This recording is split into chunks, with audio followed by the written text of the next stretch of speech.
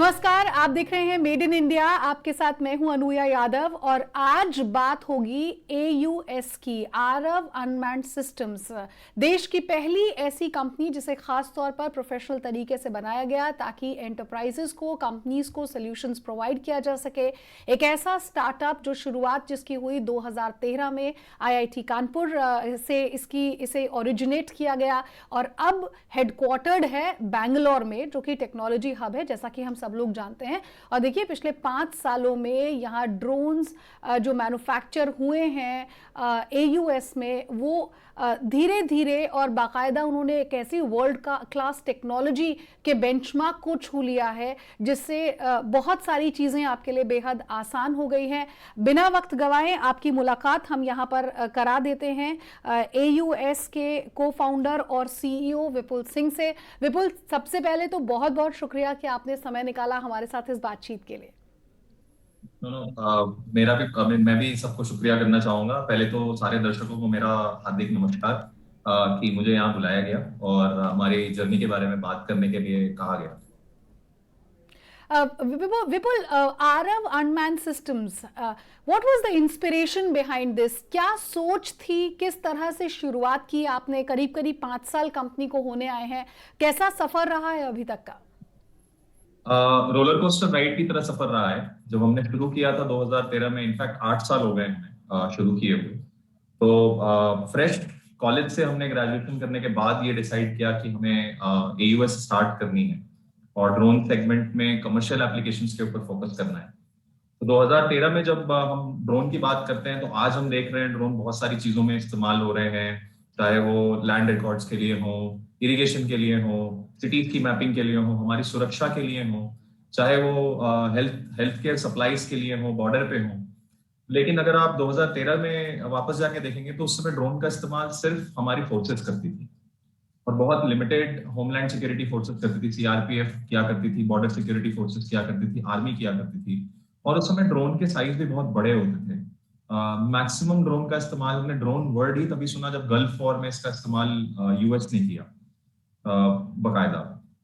तो उस समय तक 2013-14 के टाइम में ड्रोन का इस्तेमाल सिर्फ इन सारे उपयोगों में किया जाता था। मतलब इस तरीके के यूज केसेस में ड्रोन्स को हम लेके आते थे। तो हम जब हम आईआईटी कानपुर में इन चीजों के ऊपर रिसर्च कर रहे थे, मैं और मेरे को फाउंडर सुहास, तो हमें ये लगा कि इस टेक्नोलॉजी के अंदर काफी पोटेंशियल है और जिस तरीके का इस्तेमाल आज हो रहा है, इससे ज्यादा पोटेंशियल एक ह्यूमन सिविलाइजेशन को ड्रोन लाके दे सकता है। ना कि इसका इस्तेमाल सिर्फ युद्ध में लाया जा सकता है, परंतु काफी ज्यादा हमारे आसपास की जो इंफ्रास्ट्रक्चर है, जो लोगों के लिए सुविधाएं हैं, चाहे वो अर्बन पॉपुलेशन हो या रूरल पॉपुलेशन हो, उसको इम्प्रूव करने के लिए इस टेक्नोलॉजी का इस्तेमाल किया जा सकता है। 2013 में हमने ये देखा कि जो काम मानव रहित जहाज किया करते थे, वो काम ड्रोन से लिया जाने लगा, ऑटोनोमस ड्रोन से लिया जाने लगा था युद्ध के लिए। तो हमें ये देखा कि ये चीज सिविलियन एप्लीकेशन में भी होगी। जो काम आज हमारे मानव रहित जहाज करते हैं, हेलीकॉप्टर्स करते हैं, मैन्ड एयरक्राफ्ट करते हैं, वो ड्रोन से भी होगा। तो हमने उस तरीके से अपनी शुरुआत की, ये जानते हुए कि ड्रोन का इस्तेमाल काफी ज्यादा ऐसे यूज केसेस में होने वाला है इंडस्ट्रीज के लिए, चाहे वो मानव संसाधन के लिए, जिससे हमारे रूरल और अर्बन पॉपुलेशन को हेल्प मिलेगी। तो हमने वहां से अपना सोचना शुरू किया कि किस तरह के ऐसे यूज केस हो सकते हैं जो कि ड्रोन फ्यूचर में कर सकता है, और उस चीज को पॉसिबल करने के लिए किस तरह की टेक्नोलॉजी डेवलप करने की जरूरत है। ये भी एक सोच। दूसरी सोच थी कि हम काफी ज्यादा राष्ट्रवादी लोग थे और हमारा काफी ये हमेशा एक आपस में डिबेट हुआ करता था आपस में कि इतना टैलेंट होते हुए हिंदुस्तान में क्यों हमें एक बहुत बेसिक सी टेक्नोलॉजी भी आज की डेट में एक विदेश से लेनी पड़ती है, क्योंकि शायद हम कहीं ना कहीं सब सही समय पे उस टेक्नोलॉजी की तरफ कदम नहीं उठाते, उसको डेवलप करने की तरफ कदम नहीं उठाते। अगर टाइम पे करने लगे तो शायद हमारी खुद की क्षमता इतनी बन जाए, जिसको हम आज आत्मनिर्भर भारत की बात कर रहे हैं, कि हमारी खुद की क्षमता बन जाए कि हमें विदेशी विदेशों के ऊपर डिपेंडेंट नहीं रहना पड़ेगा ये टेक्नोलॉजी को, और इंपोर्ट नहीं करना पड़ेगा। शायद हम उसको और सस्ते और ज्यादा स्केल पे भारत के लोगों के लिए बना सके। तो दूसरी सोच ये थी जहां पे हमें ये लगा कि नहीं, हमें ना कि इसके ऊपर डिबेट करनी चाहिए, बल्कि बैठ के और कदम उठाने चाहिए, सॉलिड कदम उठाने चाहिए, क्योंकि डिबेट करना काफी आसान है ना। काम बिल्कुल, करना बिल्कुल और मुश्किल बहुत होगा। ही बेहतर और खूबसूरत सोच रही जिसका नतीजा एयूएस है, जी। सामने दिख भी रहा है। विपुल एक और अहम बात बताइए, एग्रीकल्चर हो, माइनिंग हो, इस दिशा में तो आप काम कर ही रहे हैं अपनी टेक्नोलॉजी की मदद से। एक खास तौर पर अर्बन प्लानिंग को भी ध्यान में रखते हुए आप लोग काम कर रहे हैं। खास तौर पर मैं अर्बन प्लानिंग की बात करूं क्योंकि देखिए स्मार्ट सिटीज़ की बात लगातार सरकार करती आई है, बहुत सारे शहरों को मॉडिफाई भी किया गया है, स्मार्ट सिटीज़ उन्हें बनाया जा रहा है। ऐसे में आप किस तरह की मदद मुहैया कराते हैं? बिल्कुल। देखिए, इससे पहले जब हमारी सिटी की प्लानिंग हुआ करती थी तो काफी ज्यादा बड़े स्तर पे सर्वे होता है पहले। और ये सर्वे करने के लिए बहुत सारे लोग और बहुत सारे हैंडल्ड इक्विपमेंट होते हैं जो कि लोग हाथों में लेके घूमते हैं पूरे शहर में, उसका इस्तेमाल किया जाता है। लेकिन उसके बाद भी क्योंकि इसमें मानव का रोल बहुत ज्यादा है, इंसान का रोल बहुत ज्यादा है ये डेटा कलेक्ट करने में, तो उसमें बहुत सारे हमारी गलतियां भी होती हैं, एरर भी आते हैं। और कभी कभी इसमें इतना ज्यादा समय लग जाता है कि हमारे प्रोजेक्ट्स और हमारे प्लान्स जो है वो डिले हो जाते हैं। तो पहली चीज तो ये कि ये सारे काम ड्रोन से आज की डेट में ऑलमोस्ट ये समझ लीजिए कि 20 मतलब 80% कम टाइम में किया जा सकता है। जो काम पहले 6 महीने में होता था वो आज 1 महीने में ड्रोन से एक सिटी को पूरा मैप करने के लिए किया जा सकता है। दूसरी चीज, जो पहले हम जिस लेवल का डेटा कलेक्ट करते थे ये इन सर्वेस के थ्रू, ड्रोन से आप उससे मैं कहूंगा कि करोड़ों गुना ज्यादा डेटा कलेक्ट कर सकते हैं उतने कम समय में।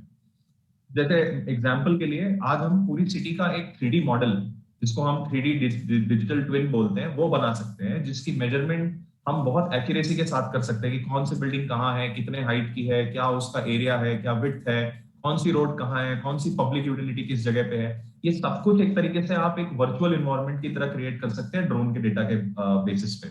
जब हमारे पास ऐसा डेटा होता है तो इसके ऊपर किसी भी तरीके का सिमुलेशन रन करना, ऑटोनॉमस अलगोरिथम, एक ऑटोमेटेड अलगोरिथम रन करना या डेटा एनालिटिक्स करना आसान हो जाता है। तो जब हम ज्यादा डेटा लेते हैं तो उसके ऊपर डेटा एनालिटिक्स करते हैं। जब हम डेटा एनालिटिक्स करते हैं तो हमारे जो निर्णय होते हैं, सरकार के जो निर्णय होते हैं, एडमिनिस्ट्रेटर के जो निर्णय होते हैं, वो सिर्फ 2-4 लोगों के एडवाइस के ऊपर नहीं, अब डेटा ड्रिवन हो जाते हैं, क्योंकि अब हम मैथ्स और अल्गोरिथम्स के बेसिस पे डिसीजन ले रहे हैं, ना कि लोगों के बेसिस पे ले रहे हैं।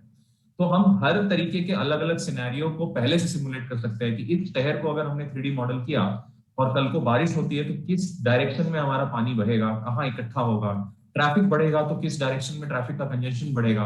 अगर हमको फाइबर नेटवर्क लगाना है जो कि हर किसी के घर पहुंचाना है, तो फाइबर नेटवर्क का रास्ता किधर से होना चाहिए। सीसीटीवी कैमरा लगाने हैं तो उनकी लोकेशन कहाँ होनी चाहिए कि वो सारा कवरेज दे सकें। कल को अगर हमको हर हर डोर स्टेप पे गैस और वाटर की सप्लाई अगर प्रोवाइड करनी है तो उसका किस तरीके से प्लान करें कि कॉस्ट और टाइम दोनों कम हो सके। ये सारी चीजें उस 3D मॉडल के ऊपर की जा सकती हैं। और क्योंकि शहरों में ज्यादातर हमने देखा है कि एक बड़ी प्रॉब्लम यह होती है कि हर एक सुविधा के लिए अलग अलग डिपार्टमेंट जिम्मेदार होता है। और हम हर बार ऐसा करते हैं कि एक डिपार्टमेंट गड्ढा खोद के जाता है, सब कुछ लगा के जाता है, अगला डिपार्टमेंट 1 महीने बाद फिर से उधर गड्ढा खोद देता है। तो एक सिंक्रोनाइज्ड वे में काम नहीं हो पाता, क्योंकि किसी को पता नहीं होता कहाँ क्या चल रहा है। तो ऐसा डेटा आने के बाद आप सारी चीजें बहुत ही कोऑर्डिनेटेड वे में कर सकते हैं और हर एक डिपार्टमेंट एक दूसरे के साथ बहुत ज्यादा सिंक्रोनाइज वे में डिसीजन ले सकता है, प्लानिंग कर सकता है, एग्जीक्यूशन कर सकता है। यही नहीं, जितना भी काम हो रहा है उसको आप ट्रैक भी कर सकते हैं कि उसकी प्रोग्रेस क्या चल रही है, ताकि काम सही क्वालिटी और सही टाइम पे हो सके। अर्बन प्लानिंग में इसका काफी बड़ा रोल आज की डेट में निकल के आ रहा है। कुछ ऐसे शहर हैं जिनको आज की डेट में बहुत सारी स्मार्ट सिटीज हैं जिनकी पूरी की पूरी डेवलपमेंट प्लानिंग और एग्जीक्यूशन जो है वो ड्रोन के डेटा के बेसिस पे हो रखी है ऑलरेडी। देखिए बहुत सारे लोगों को जो इन्फॉर्मेशन आपने दी है और बहुत ही सरल भाषा में जो बात आपने समझाई है वो बहुत सारे लोगों को नहीं पता होती है। सबसे पहले तो शुक्रिया उसके लिए। लेकिन एक अहम बात यहाँ पर यह है विपुल कि ड्रोन के रूल्स एंड रेगुलेशंस जो हैं वो हमारे देश में काफ़ी स्ट्रिक्ट हैं। क्या आपको लगता है कि उसमें बदलाव की ज़रूरत है? क्योंकि देखिए देश धीरे धीरे डिजिटाइजेशन की और बढ़ ज़रूर धीरे धीरे रहा था, लेकिन बहुत तेज़ी के साथ अब वो पकड़ रहा है, खासतौर पर जब से हमने इस डेकेड में खासतौर पर कदम रखा है। आपको लगता है कि अगर ड्रोन के रेगुलेशंस में बदलाव किए जाते हैं, खासतौर पर अर्बन प्लानिंग के लिए, एग्रीकल्चर में, माइनिंग में और भी बहुत सारी अहम चीज़ों में, तो ये बदलाव और भी तेजी से देखने को मिल सकता है देश की तरक्की का? जी अनुया, बिल्कुल। रेगुलेटरी सिस्टम जो है वो किसी भी टेक्नोलॉजी को किस तरीके से एक देश बेनिफिट कर सकता है उसकी पॉजिटिव पोटेंशियल से, ये बिल्कुल रेगुलेटरी सिस्टम ही डिसाइड करता है। चाहे वो कोई भी टेक्नोलॉजी हो, आप 4G ले लें, 5G ले लें, आज रेगुलेटरी सिस्टम की वजह से ही हम इन सारी टेक्निकों का इस्तेमाल कर रहे हैं। तो ड्रोन के केस में भी ये बिल्कुल पॉइंट वैलिड है, और इनफैक्ट गवर्नमेंट ने ऑलरेडी रेगुलेशन, जो एक सीरियस रेगुलेटरी चेंज की जरूरत थी वो कर दी है। अगर आप जनवरी फरवरी 2021 की बात करें, तब तक बहुत सारे लाइसेंसेस चाहिए होते थे, लगभग 25 से 26 लाइसेंस और परमिशन चाहिए होते थे किसी को एक कंपनी को ड्रोन बनाने और उसको इस्तेमाल करने के लिए। आज की डेट में वो लाइसेंस और परमिशन लगभग 5 से 6 कर दिए गए। पहले सारे एरियाज रिस्ट्रिक्टेड थे, जब तक आपके पास परमिशन नहीं है आप ड्रोन इस्तेमाल नहीं कर सकते थे। हाल फिलहाल में मिनिस्ट्री ऑफ सिविल एविएशन ने और डीजीसीए ने एक रिवाइज ड्रोन रूल्स निकाले, ड्रोन रूल्स 2021 करके। उसके अंदर उन्होंने 90% से ज्यादा देश के जो एरियाज हैं उनको ग्रीन जोन में डाल दिया। ग्रीन जोन मतलब जहां पे आप ड्रोन बिना किसी परमिशन के एक हाइट तक उड़ा सकते हैं, और वो हाइट और वो एरिया इस तरह से है कि उससे हम मैक्सिमम कंट्री को बेनिफिट कर सकते हैं। कुछ जोन को नो फ्लाई जोन रखा गया है जहां पे सेफ्टी या सिक्योरिटी का थ्रेट है, जैसे एयरपोर्ट्स के पास या किसी क्रिटिकल गवर्नमेंट एस्टैब्लिशमेंट के पास या हमारे बॉर्डर के ऊपर, जहां आप नहीं चाहेंगे कि कोई भी कभी भी ड्रोन उड़ा दे बिना जानकारी के वहां के एडमिनिस्ट्रेटर के। तो जो रेगुलेटरी चेंजेस होने थे वो ऑलरेडी हो चुके हैं। हालांकि इसके ऊपर जाके सरकार ने भी रिसेंटली एक पीएलआई स्कीम भी इंट्रोड्यूस की। सरकार का ये मानना है, और खासकर इस बार ऐसा पहली बार हुआ है जहां पे सरकार ने एंटरप्रेन्योरशिप को प्रमोट करते हुए और यंग एंटरप्रेन्योर्स जो हैं हमारे, जो छोटे स्टार्टअप चलाने वाले हैं, उनके साथ बहुत कोऑर्डिनेटेड वे में ये डिसाइड किया कि पॉलिसी किस तरीके से बननी चाहिए। इंडस्ट्री को हमेशा लूप में रखा। तो इसी बेसिस पे उन्होंने पीएलआई स्कीम का भी एक इंट्रोडक्शन किया, जिसके अंदर जो लोग इंडिया में ड्रोन मैन्युफैक्चर करते हैं, भारत के अंदर ड्रोन मैन्युफैक्चर कर रहे हैं, उनको 20% तक सरकार परफॉर्मेंस इंसेंटिव के फॉर्म में बेनिफिट भी दे रही है। तो दो चीजें होंगी, एक मार्केट खुलेगा क्योंकि पॉलिसी जो है वो बहुत ज्यादा ही फेवरेबल हो गई। 90% के ऊपर एरिया जो है वो ग्रीन जोन कर दिए, लेकिन मार्केट खोलने के साथ उन्होंने ये भी इंश्योर किया कि इस मार्केट का सबसे ज्यादा बेनिफिट जो है वो भारतीय कंपनियों को हो। इसके साथ अब आने वाले समय में हमारे पास इंपोर्ट के कुछ ऐसे रूल्स आने वाले हैं, एक्सपोर्ट के ऐसे रूल्स आने वाले हैं, जिससे कोई भी कंपनी जो भारत में अपना आर&डी कर रही है, जो भी भारत में अपना रिसर्च कर रही है या मैन्युफैक्चरिंग कर रही है, उत्पाद कर रही है, उन सारी कंपनियों को सबसे ज्यादा लाभ मिलेगा। तो सरकार मार्केट खोलने के साथ साथ ये भी इंश्योर कर रही है कि जो भारतीय कंपनियां हैं, एमएसएमईज हैं, जो यंग स्टार्टअप्स हैं, उनको सबसे ज्यादा लाभ मिले इस मार्केट का।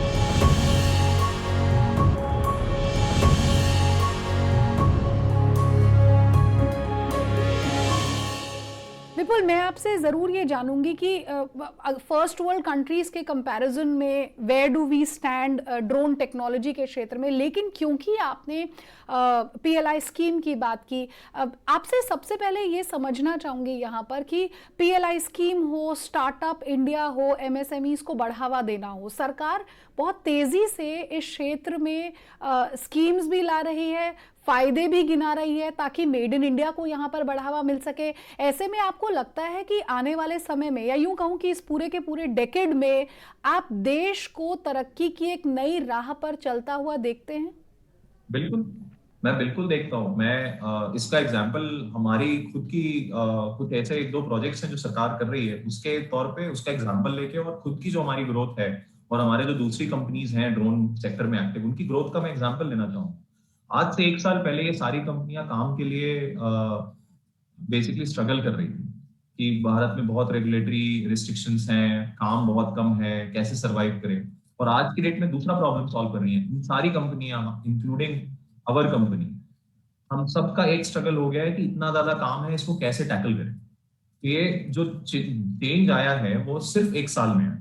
दूसरी चीज अगर आप देखें तो जैसे आपने बोला कि हम विदेशी इकोनॉमीज की अगर बात करें या दूसरे देशों की बात करें जो डेवलप्ड नेशंस हैं, उनके कंपैरिजन में हम कहाँ स्टैंड करते हैं कि काफी सारे डेवलप्ड नेशंस एक्चुअली आज की डेट में ड्रोन पॉलिसी के मामले में इंडिया को रेफरेंस की तरह ले रहे हैं कि किस तरीके से इंडिया ने सिर्फ अनलॉक नहीं किया पोटेंशियल, बट बहुत सारे प्रॉब्लम्स जो क्रिटिकल है सिटीजन्स के लिए वो सॉल्व किए। ऐसी ही एक प्रॉब्लम है, एक प्रोजेक्ट है स्वामित्व स्कीम, जहां पे देश के 6.6 लाख गांव, 6.5 लाख के ऊपर गांव, उनकी मैपिंग सिर्फ ड्रोन से हो रही है ताकि प्रॉपर्टी रिकॉर्ड्स जो हमारे रूरल सिटीजन्स का है उसको रिवाइज किया जा सके। जो उनके आबादी क्षेत्र में जमीनें थी उनके पास उसका कोई रिकॉर्ड नहीं था, वो रिकॉर्ड बनाया जा सके और उनको दिया जा सके, जिसके इस्तेमाल से ये सारे जो लोग, जो पूरी 70% के ऊपर जनता हमारी रूरल इंडिया में रहती है, वो उस प्रॉपर्टी कार्ड का इस्तेमाल करके फाइनेंशियल एड्स का बेनिफिट ले सके। उस फाइनेंशियल एड के बेसिस पे वो उद्योग कर सकेंगे, अपने बच्चों की पढ़ाई सपोर्ट कर सकेंगे, और बहुत सारे जो उनके लीगल डिस्प्यूट चल रहे हैं प्रॉपर्टी को लेके उसको रिजॉल्व कर सकेंगे। तो बिलियंस ऑफ डॉलर्स में हमारे यहाँ एक वेल्थ क्रिएट होती है। अगर आप, जो हमारे रूरल सिटीजन हैं जिनको पहले आप ये काउंट करते थे कि वो पॉवर्टी लाइन के नीचे आते हैं, अगर ऑल ऑफ अ सडन उनके पास में इतनी जमीन और उसकी वैल्यू गवर्नमेंट के रिकॉर्ड पे आ जाती है, और इसकी वजह से विदेशी निवेश भी आना शुरू होता है, क्योंकि इतने सारे लोग अब उनको क्रेडिट चाहिए होगा। क्रेडिट के लिए कैश आएगा तो कहां से आएगा? दूसरे देशों से आएगा, हमारे खुद के निवेशक जो होंगे वो लाएंगे। तो मार्केट के तौर पे अगर बात करें तो पहला ऐसा देश है भारत जिसने इस तरह का एक बड़ा मुहिम शुरू किया है ड्रोन का इस्तेमाल करते हुए, जिसमें 70% मतलब लगभग 100 करोड़ जनता और उसके आने वाली अगली 5 जनरेशन को डायरेक्ट बेनिफिट मिल रहा है। इस डिमांड की वजह से ही कंपनियों को ग्रोथ मिल रही है, क्योंकि इस पूरी डिमांड को फुलफिल करने के लिए अभी तक सारे कॉन्ट्रैक्ट इंडियन कंपनीज को मिले हैं, जिसमें से एक कंपनी हम भी हैं। तो इससे अल्टीमेटली हो क्या रहा है, एम्प्लॉयमेंट क्रिएट हो रही है, एक नई टेक्नोलॉजी डेवलपमेंट करने की देश की क्षमता बढ़ रही है, हम जैसी कंपनियां जो है वो सक्षम हो रही हैं, और जब हम सक्षम होते हैं तो हम नए और सॉल्यूशंस बनाते हैं, जो कि एग्रीकल्चर में, इंडस्ट्रीज में, ऑयल एंड गैस में, इंफ्रास्ट्रक्चर में, रोड रेलवेज, हर किसी के यूज में लाने के लिए हम टेक्नोलॉजी को डेवलप करें। तो उस तरीके से अगर देखें तो डिमांड क्रिएट करने में, प्रॉब्लम सॉल्व करने में भी हमारा देश इस समय काफी डेवलप नेशन से आगे। डेवलप नेशन अभी सिर्फ एक्सपेरिमेंट कर रहे हैं किस तरीके से किसी यूज केस को सॉल्व किया जा सकता है, जबकि हमारे यहाँ एक्चुअल में यूज में लाया जा रहा है। जब अगर हम पॉलिसी की बात करें तो पॉलिसी में भी सेम चीज हो रही है, जहां डेवलप नेशन जो है वो अभी फिगर आउट कर रहे हैं कि कौन सा पॉलिसी का वर्जन उनके लिए काम करेगा। हमारे देश में क्या कर रहे हैं, हमारे यहाँ एक्सपेरिमेंट करके फिगर आउट कर रहे हैं कि क्या वर्क करता है और क्या नहीं वर्क करता है, जो कि भारत जैसे देश के लिए काफी अलग एक अप्रोच है जो कि पहले कभी फॉलो नहीं की। विपुल, क्या कुछ बदला है पिछले 1.5 साल में बिजनेस पॉइंट ऑफ व्यू से या फिर पर्सनल पॉइंट ऑफ व्यू से? आप भले ही सेक्टर में पिछले 8 सालों से है, लेकिन क्या आपको लगता है कि पिछले 1.5 साल से जिस तेजी के साथ टेक्नोलॉजी को अडॉप्ट किया गया है, कोविड ने सब कुछ यहाँ पर बदल दिया है, ऐसे में आपके लिहाज से 1.5 साल में कंपनी में क्या कुछ बड़े बदलाव किए गए हैं, और फ्यूचर प्लान्स अगर मैं जानना चाहूँ तो क्या होंगे? बिल्कुल। कुछ सेक्टर्स के लिए कोविड ने काफी difficulties lie, but drone sector के लिए एक्चुअली कोविड ने काफी फेवरेबल इफेक्ट्स दिए हैं, क्योंकि कोविड की वजह से लोग घरों से बाहर नहीं निकल सके और उनको रिमोटली वर्क करना पड़ा, और इंडस्ट्रीज को भी अपने ऑपरेशनल तरीकों को वापस से रिव्यू करना पड़ा। ड्रोन ने काफी रोल प्ले किया क्राउड मॉनिटरिंग में, काफी सारे इंडस्ट्रियल ऑर्गेनाइजेशंस को हेल्प किया उनके इंफ्रास्ट्रक्चर को, उनके ऑपरेशंस को रिमोटली मॉनिटर करने में। तो उसका इफेक्ट हम जैसी कंपनियों के ऊपर भी आया। 1 साल पहले अगर हम को फाउंडर्स बैठ के ये पता करते थे कि कौन से नए यूज केस में जाके हम सरकार को कन्विंस करें, किस तरीके से रेगुलेशंस को मैनेज करते हुए अपना बिजनेस ग्रो करें, आज हमारे पास डिफरेंट प्रॉब्लम स्टेटमेंट है। आज हमारे पास 1 साल बाद ये प्रॉब्लम स्टेटमेंट है कि इतनी डिमांड में से हम कितनी डिमांड को हम टैकल करें और कितनी छोड़ दें। तो हमारे पास जो आज चैलेंज है वो है अपनी प्रोडक्टिविटी इंक्रीज करने का, स्केल अप करने का और इन्वेस्टमेंट रेज करने का। पहले था कि कैसे सरवाइव करें, कैसे इतने सारे लाइसेंसेस को हम ऑब्टेन करें और बिजनेस को रन करें। तो अगर हम इस तरीके से बात करें तो पहले हमें ये जर्नी दिखती थी कि हम शायद 1 साल में 1.5 से 2 गुना बढ़ सकते हैं, ग्रोथ कर सकते हैं, क्योंकि स्टार्टअप है। आज अगर हम बात करें तो हमें क्लियर पिक्चर दिखती है कि हम 1 साल में 10 से 12 गुना के ऊपर बढ़ सकते हैं, और किस तरीके से हम एक यूनिकॉर्न बन सकते हैं अगले 3 साल में, और उसके लिए हमको क्या क्या करने की जरूरत है। पहले एग्रीकल्चर सेक्टर में भी ड्रोन के इस्तेमाल पे एक रिस्ट्रिक्शन था, आप एग्री स्प्रेइंग नहीं कर सकते थे। अभी हाल फिलहाल में 2 महीने पहले एग्रीकल्चर मिनिस्ट्री ने उसके लिए भी पॉलिसी लाई कि आप ड्रोन का इस्तेमाल एग्री स्प्रेइंग, पेस्टिसाइड और फर्टिलाइजर स्प्रेइंग के लिए कर सकते हैं। तो उससे अब हमारे सामने ये नया चैलेंज आया कि इतना बड़ा मार्केट खुल गया है, तो हम किस तरीके से सोल्यूशन को बनाएं कि फिर से 100 करोड़ जनता की जो फार्मिंग एक मेन ऑक्यूपेशन है उनको हम कैसे ड्रोन टेक्नोलॉजी के साथ और इम्प्रूव कर सकें। तो नई टेक्नोलॉजी किस तरीके से बनेगी, अगले 5 साल में हम 100 गुना कैसे ग्रो करें, कैसे एक यूनिकॉर्न बने, क्या हमें इंडिजिनाइज करने की जरूरत है, कैसे इंपोर्ट पॉलिसी को हम सॉल्व करवाएं, ये कुछ ऐसे सोल्यूशंस हैं जिसके ऊपर आज की डेट में हम काम कर रहे हैं और अपना रोड मैप बना रहे हैं। विपुल, आपने रोड मैप मुझे बताया, लेकिन अब ये बताइए कि चैलेंजेस किस तरह के आप देखते हैं? बहुत फास्ट ग्रोइंग सेक्टर है अनुया, तो कुछ चैलेंजेस स्किल को लेके हैं। अभी शायद हमारे देश में, क्योंकि ये sector all of a sudden खुला है, तो बहुत सारे हमारे जो इंजीनियरिंग स्टूडेंट्स हैं, स्किलिंग सेंटर्स हैं, वो प्रिपेयर्ड नहीं है। तो काफी सारा चैलेंज आता है जब अगर आप फास्ट ग्रो करते हैं तो आपको लोग नहीं मिलते ऐसे जो कि इस सेक्टर को सर्व करने के लिए ऑलरेडी प्रिपेयर्ड है।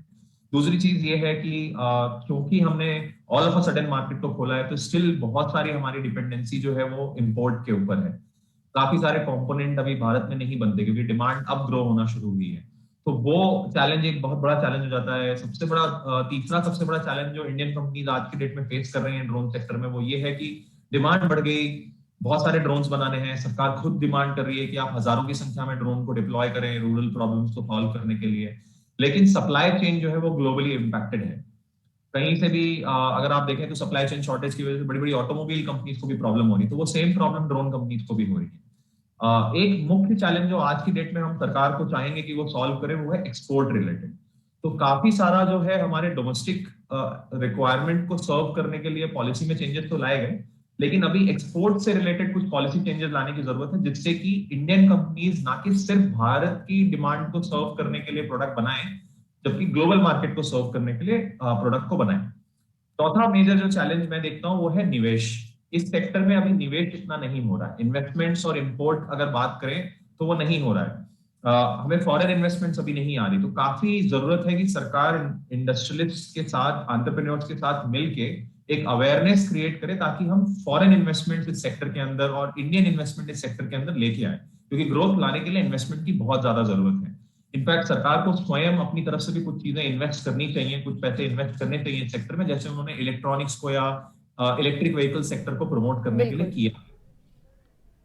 ठीक है विपुल, एक और चीज जिस तेजी के साथ टेक्नोलॉजी में चेंजेस देखे जा रहे हैं स्कूल सिलेबस में, बिल्कुल अलग मेरा सवाल है आपसे, लेकिन देखिए स्कूल सिलेबस आपने देखा होगा कि जैसा शायद हम और आप पढ़ा करते थे स्कूल में, उससे अलग है आज की तारीख में स्कूल का सिलेबस। AI टेक्नोलॉजी, कंप्यूटर्स, सब कुछ बहुत बहुत बदल गया है। आपको लगता है कि ड्रोन टेक्नोलॉजी भी एक ऐसी टेक्नोलॉजी है जो शायद आने वाली जो जनरेशन है अगर बहुत अर्ली लाइफ से शुरू करे, स्कूल सिलेबस का अगर हिस्सा बने, तो आने वाले 15 साल में 12-15 सालों में हम बहुत आगे निकल जाएंगे। उसकी तैयारी अभी से करने की जरूरत है। बिल्कुल बिल्कुल, अरे बहुत अच्छा पॉइंट आपने पुट किया। आपने बहुत अच्छा एक प्रॉब्लम स्टेटमेंट भी पिकअप किया है। मैं इसके ऊपर जरूर अपने विचार शेयर करना चाहूंगा। देखिए, अगर आप ड्रोन पॉलिसी की बात करें तो ड्रोन पॉलिसी में ये लिखा है कि कोई भी एक शख्स जो इंडियन सिटीजन है उसको ड्रोन पायलट लाइसेंस लेने के लिए सिर्फ 10वीं कक्षा पास होना जरूरी है। एक हाई स्कूल पास इंडिविजुअल जो इंडियन सिटीजन है वो जाके आज की डेट में drone pilot certification program join करके सर्टिफिकेट लाइसेंस लेके और ड्रोन पायलटिंग में उतर सकता है। अगर हम बात करें कि हमारे पास 1 से 2 लाख पायलट की जरूरत है अगले 1-2 सालों में, अब तो बिल्कुल स्कूली शिक्षा में अगर हम ड्रोन को इंट्रोड्यूस करें, उसका अवेयरनेस लेके आए, उसके बारे में बच्चों को हम बताएं कि किस तरीके से इस्तेमाल में आता है, किस तरह की करियर अपॉर्चुनिटीज है, आने वाले टाइम में मेरा मानना है कि किसी भी सेक्टर में, ड्रोन सेक्टर में ही नहीं, आपकी डिग्री और क्वालिफिकेशन से ज्यादा आपके स्किल्स काम आने वाले कि आप कितना काम कितने अच्छे से कर सकते हैं। तो अगर अर्ली स्टेज में ही हम ये बच्चों को जो कि इंटरेस्टेड है इस सेक्टर की तरफ, उनको इस टेक्नोलॉजी से एक्सपोज करवाएं और उनको सिखाएं कि इस टेक्नोलॉजी को कैसे यूज किया जा सकता है, कैसे ऑपरेट किया जा सकता है, तो हो सकता है कि काफी सारे ऐसे बच्चे निकलेंगे जो कि 10वीं कक्षा के बाद ही एम्प्लॉय हो जाएंगे। उनको जरूरत ही नहीं होगी बड़ी डिग्रीज और क्वालिफिकेशन लेने के लिए, और जितना टाइम वो कॉलेज और इंस्टीट्यूशन में लगाएंगे अपने लाइफ का 6-8 साल, उससे ज्यादा जल्दी वो एक प्रैक्टिकल एक्सपोजर के जरिए सीख के आगे बढ़ सकेंगे करियर। बहुत बहुत शुक्रिया विपुल आपका मेरे साथ यहाँ पर जुड़ने के लिए। बहुत सारी बातें आपने यहाँ पर की इस टेक्नोलॉजी से जुड़ी हुई, और मेरी पूरी ही टीम की तरफ से आपको ढेर सारी शुभकामनाएं। आपकी कंपनी जिस तरह से तरक्की की नई राह पर चल पड़ी है और भी कई बुलंदियों को आने वाले दिनों में यहाँ पर छुए। बहुत बहुत धन्यवाद आपका और आपकी टीम का भी। Thank you so much. तो मेड इन इंडिया के आज के इस एपिसोड में मेरे साथ बस इतना ही। दीजिए इजाजत, नमस्कार।